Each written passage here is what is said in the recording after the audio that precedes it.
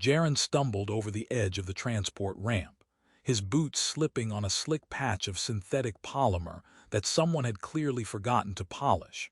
He swore under his breath in 3 different human dialects, wondering if anyone had ever slipped this spectacularly in the history of Orvex Prime starport. Around him, the station hummed with a chaotic symphony of alien languages, clanging machinery, and the occasional cough of a disgruntled robot trying to reboot itself. Floating vendor carts drifted lazily through the corridors, wafting smells of roasted Nebulan starfruit and something vaguely like burnt ozone, while holographic ads flickered above, each promising a new kind of laser eye implant or a vacation on some glacier moon where the snow glowed neon pink. Jaren had seen all of this before, dozens of times, and yet every trip to the station reminded him that interstellar hubs were like giant, living, mildly combustible anthills. He shuffled along, attempting to avoid another collision with a small, tentacled creature that was apparently trying to sell microchips from the inside of its translucent body. "Not today, Zorbal," Jaren muttered, pretending familiarity while silently praying it wouldn't lash out with those twitching appendages. Somehow, that sort of thing was normal here, but slipping on a clean patch of floor was not. Rumors had begun circulating in the lower concourse. An alien woman, dangerous, elusive, and rumored to be the most fascinating creature in the galaxy, was arriving. Jaren barely registered this at first. He had grown immune to wild stories about deadly aliens who could vaporize humans with a glare or devour starships like popcorn. But this rumor came with a caveat. She was supposedly beautiful, witty, and completely untouchable unless one could match her intelligence, or her penchant for mischief. That part caught Jaren's attention. The man had a talent for mischief, even if most of it resulted in minor burns, bruises, or intergalactic embarrassment. He reached the main concourse, a cavernous space with twisting walkways and ramps stretching in every direction. Ships of every shape and size docked and departed, leaving trails of ionized particles that shimmered in the air like miniature auroras. Jaren's eyes caught movement at the far end, a group of diplomats moving with precise, synchronized elegance, their robes glinting with embedded starlight crystals. And then he saw her. She didn't walk. She glided, her long ears flicking forward and backward like antennae detecting vibrations only she could perceive. Her skin was pale in a way that reminded him of moonlight reflected on still water, and her hair fell in waves that seemed almost liquid, defying the station's low gravity as it floated lightly around her shoulders. She looked human enough that a careless observer might think she was just another diplomat, but the ears gave her away. They were impossibly long, tapered to elegant points, and each subtle twitch conveyed emotions she didn't bother to hide. Curiosity, amusement, suspicion. It was all there in the silent language of her ears. Jaren's brain struggled to reconcile danger, awe, and the sort of inappropriate admiration that came with being a man trapped between fear and fascination. He stepped closer, thinking of some clever line, some subtle compliment to break through whatever aura of intimidation she projected. His mouth opened before his brain caught up. "You have the most beautiful buttocks in the galaxy," he blurted, instantly realizing the absurdity of it as her ears shot straight up. Her eyes, the color of liquid copper, widened, and for a moment the bustling concourse seemed to fade into static. She tilted her head, one long ear brushing against the curve of her shoulder, and a slow smile curved her lips. "Do you like me?" she asked, her voice melodic but laced with incredulity. Jaren, caught between pride and immediate terror, laughed nervously. I mean yes. I admire your posture. Very regal," he stammered, waving his hands in what he hoped looked casual but probably appeared as frantic as a fish out of water. Her smile widened, a mixture of amusement and disbelief, and she tilted her head again, the motion sending a ripple through her hair. "Regal, huh? That's your line." He shrugged, knowing full well that every attempt at cleverness had already crashed and burned. "I'm new at this galaxy diplomacy thing," Consider it experimental humor." She let out a small, breathy laugh that echoed in the corridor, drawing sideways glances from a few passing diplomats and one very judgmental hover drone. "Experimental humor," she repeated, her accent curling around the words like a melody. "Interesting." Her ears twitched in a way that made Jaren's stomach clench. He had no idea what it meant, but it felt like progress. As they moved through the concourse together, Jaren noticed how people subtly parted, giving them space. He realized not everyone had survived encounters with her without ending up on the wrong side of a diplomatic incident, or worse. And yet here he was, grinning like an idiot, cracking jokes about gravity boots, zero-G diets, and the perils of low-budget interstellar catering. She laughed occasionally, or rolled her eyes with such theatrical precision that he couldn't tell if she was mocking him or appreciating the audacity. When they reached a quieter observation deck, overlooking a nebula swirling in impossible colors just outside the station's reinforced windows, she leaned against the railing. "You're reckless," she said, ears flicking once sharply. "Most humans would have been vaporized, insulted, or abducted by now." "Reckless?" Jaren replied, pretending to look offended. "I prefer adventurous, bold, heroic, slightly charming in a ridiculous sort of way." He shot her a lopsided grin.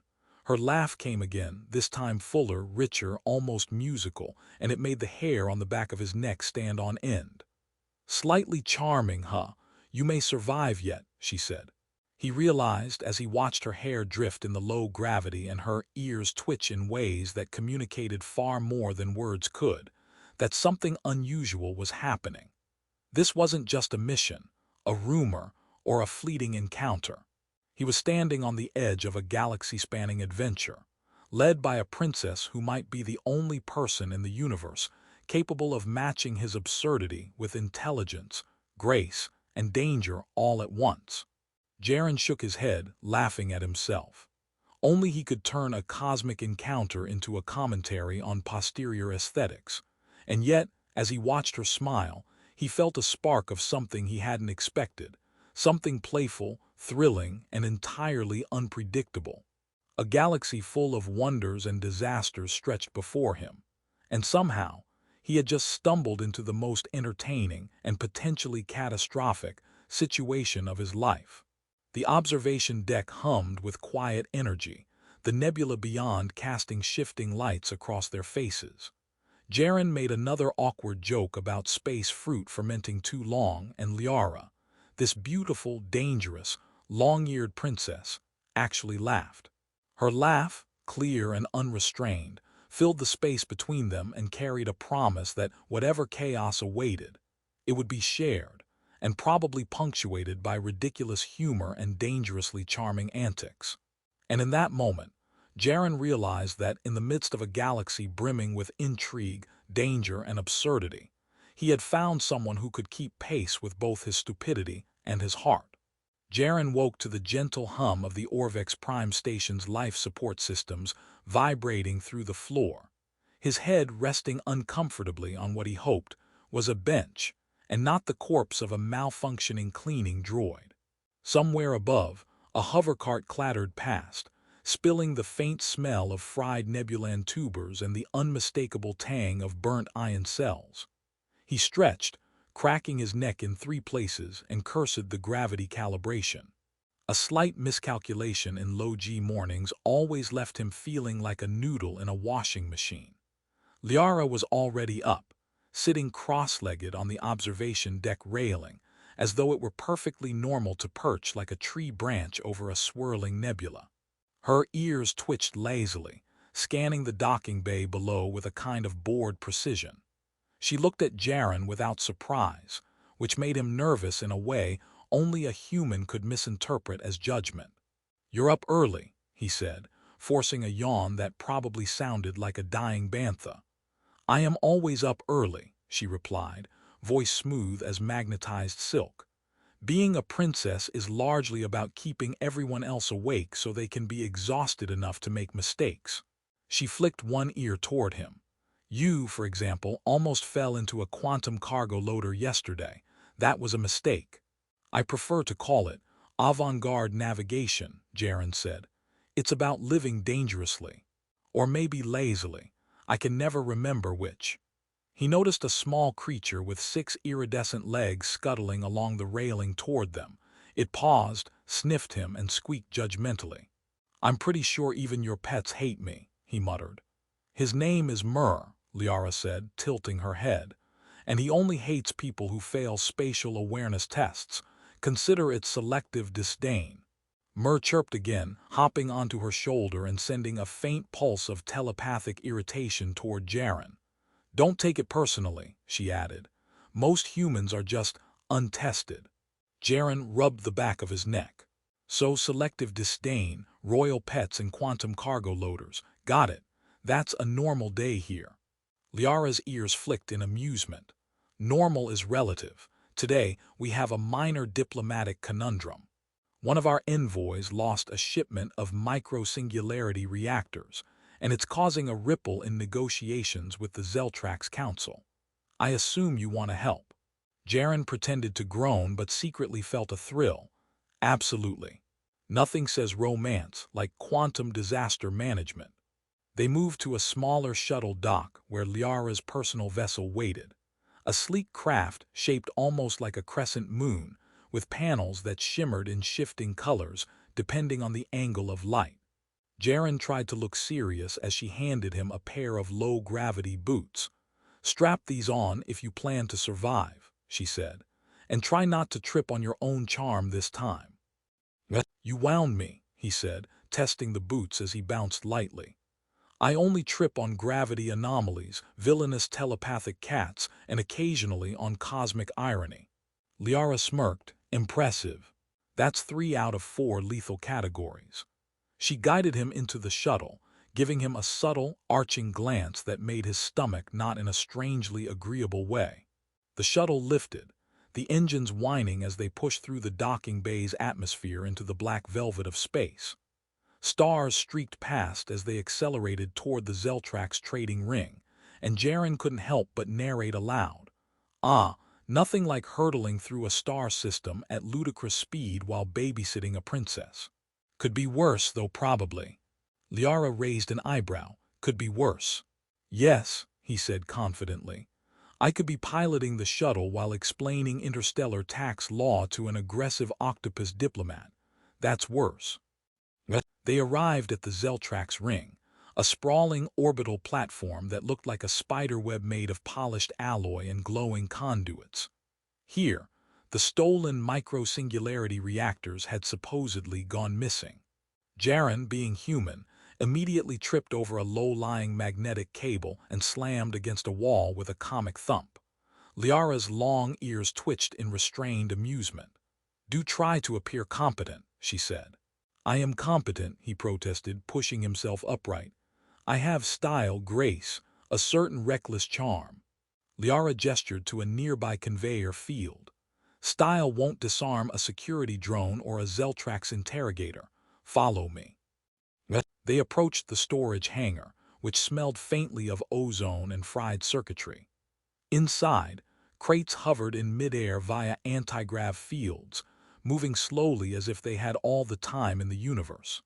Liara scanned each crate with a flick of her fingers, activating a holographic display that projected information about contents, ownership, and recent movement. Here, she said, stopping in front of one crate. The reactors were moved here, but not by any official transport. Someone was very careful and very mischievous. Jaren peered at the floating crates.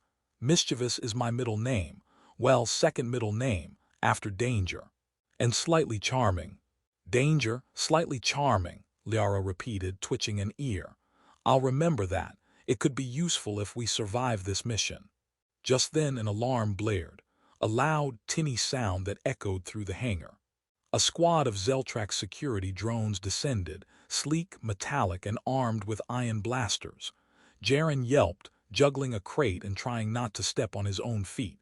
Liara rolled her eyes, ears flicking in exasperation. Really? 3 out of 4 lethal categories, remember. Using a combination of telekinetic skill, quick reflexes, and a well-timed kick that sent a drone spinning into a containment field. Liara cleared a path. Jaren, following closely behind, yelled running commentary about drones being obviously lacking in taste and underappreciated for their dance moves, which made Liara laugh despite herself. The chase led them through twisting corridors, past anti-grav lifts and blinking conduits, until they cornered the thief. A small, wiry alien with too many limbs and a grin that suggested it had been expecting them. It held a stolen reactor in one set of appendages and a taser-like device in another.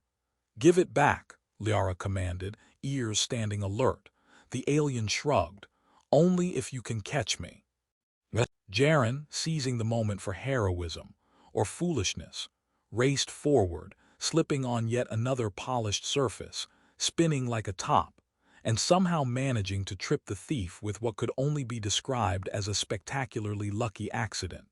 The reactor sailed through the air, Liara caught it effortlessly, and the alien skittered away, muttering curses in a language that sounded like glass breaking. "Impressive," Liara said, handing the reactor back to a hovering crate. "Barely competent, incredibly lucky, and somehow entertaining. You are oddly necessary." Jaren grinned, panting. "Oddly necessary is my brand, trademark pending."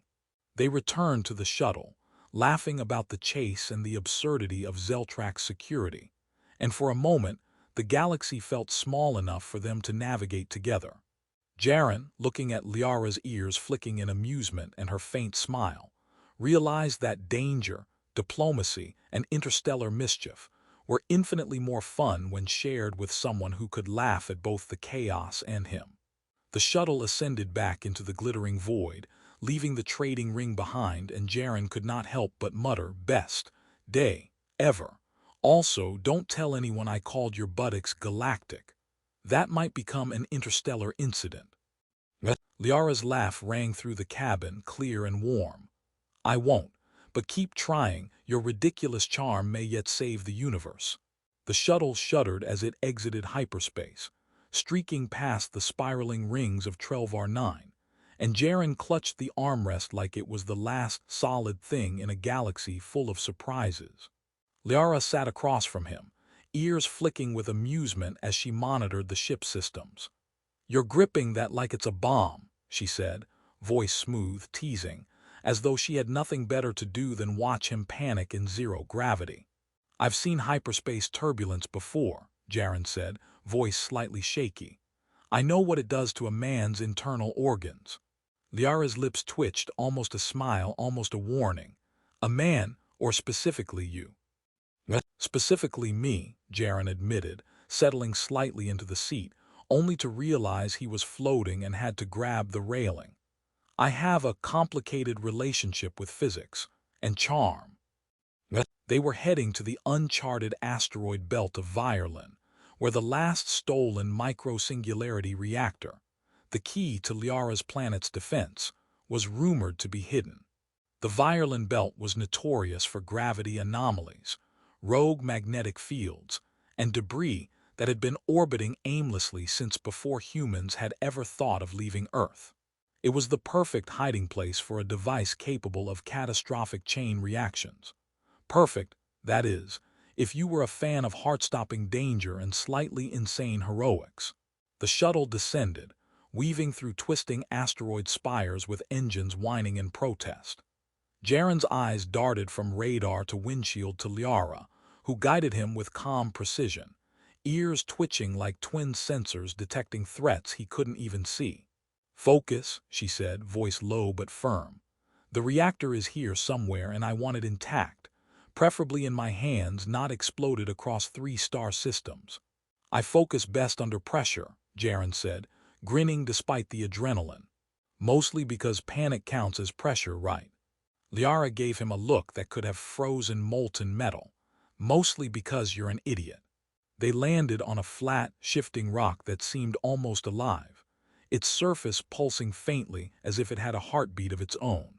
Jaren stepped out, boots clanging against the uneven stone. Gravity was low but not negligible, and each step felt like a small dance, a mix of caution and comic exaggeration. Liara moved with natural elegance, her long ears brushing back and forth as she scanned for the reactor. "Seriously, Jaren," she said, flicking a hand toward him as he tripped over a strange crystalline root. "I should have left you in the shuttle, and missed the opportunity to nearly destroy us both in an amusing fashion. Never," he said, jumping to his feet. "It builds character, and apparently charm." A flicker of light drew their attention. The reactor, suspended within a floating force field, humming like it was alive. Around it, small sentinel drones, metallic and insectal, hovered in synchronized loops, defending their charge. Jaren frowned. "That's slightly aggressive for a welcome party." Liara stepped forward, ears flicking in thought. "I'll handle the drones. You try not to trip over anything important this time." Jaren saluted with exaggerated seriousness, immediately bumping into a low-hanging crystal and sending a shower of glittering shards into the air. Liara pinched the bridge of her nose, ears twitching rapidly, and muttered something in her native tongue. Myrrh, perched on her shoulder, hissed telepathically at Jaren, "You are hopeless." Liara moved with a blend of grace and deadly precision, disarming drones one by one using a combination of telekinesis and carefully aimed energy pulses. Jaren, meanwhile, found his own rhythm by accident, dodging lasers in ways that looked entirely intentional, using crates and crystalline outcrops for cover, and narrating his own exploits as though he were a space opera commentator. And here we see the human in his natural habitat, clumsy, overconfident, occasionally heroic, he said. One drone veered too close, and he shoved it into another with an ungainly spin that somehow succeeded. When the last drone fell, Liara held the reactor in her hands, ears flicking in satisfaction. "I could have done this alone," she said, voice teasing. "But you were amusing." Jaren bowed with exaggerated flair. "Amusing is my specialty. Dangerously, heroic comes as a free bonus." Liara's smile softened just slightly, and she tilted her head, letting one ear brush against his shoulder. "You're unpredictable, Jaren, and remarkably resilient. I've underestimated humans before, but you," she paused, scanning him carefully. "You might just be necessary." They returned to the shuttle, reactor secured and interstellar chaos avoided, and Liara's tone shifted slightly, softer, almost reflective.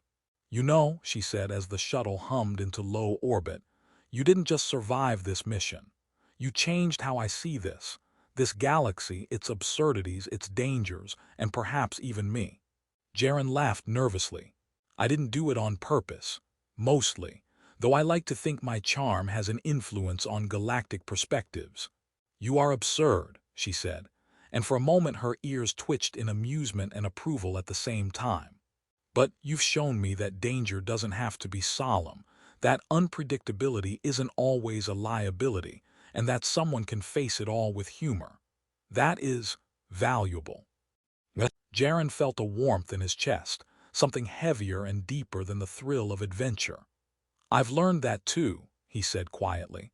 "That maybe being brave doesn't mean being fearless.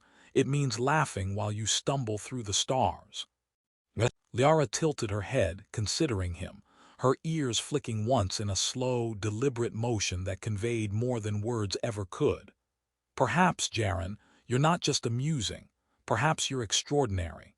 He snorted. "Extraordinary is a big word for a man who trips over everything." "You keep surprising me," she said, voice softening further. "Even when I think I've seen all the ways a human can fail spectacularly, you find another." The shuttle left the asteroid belt behind, stars stretching into streaks of light as they jumped into hyperspace. Jaren watched Liara's profile, her ears floating gently in the low gravity, her expression calm but tinged with warmth. He realized that the galaxy had changed for him. It wasn't just a vast, dangerous expanse. It was full of moments, full of laughter, full of connection. And he had found someone who made it all sharper, funnier, and far more thrilling. When the shuttle docked back at Orvex Prime, the station bustling as usual, Jaren stepped out beside Liara, boots thumping in rhythm with the crowd. He was no longer just the clumsy human soldier. He was someone who had faced danger, survived absurdity, and discovered that humor and courage could coexist. He looked at her, long ears twitching, and smiled. Liara raised an eyebrow, amusement dancing in her copper eyes. "So, about that comment in the corridor." Jaren shrugged, grinning. "Let's just say the galaxy knows my style. It appreciates honesty." She laughed, a sound like light spilling across metal, and he felt it in his bones. The adventure wasn't over, but somehow, everything felt complete. The stolen reactors were returned, the galaxy temporarily safe, and somewhere between chaos and humor, he had found a connection that stretched across worlds. And for the first time, Jaren didn't feel like he was stumbling through the universe. He felt like he was exactly where he was supposed to be, alongside a long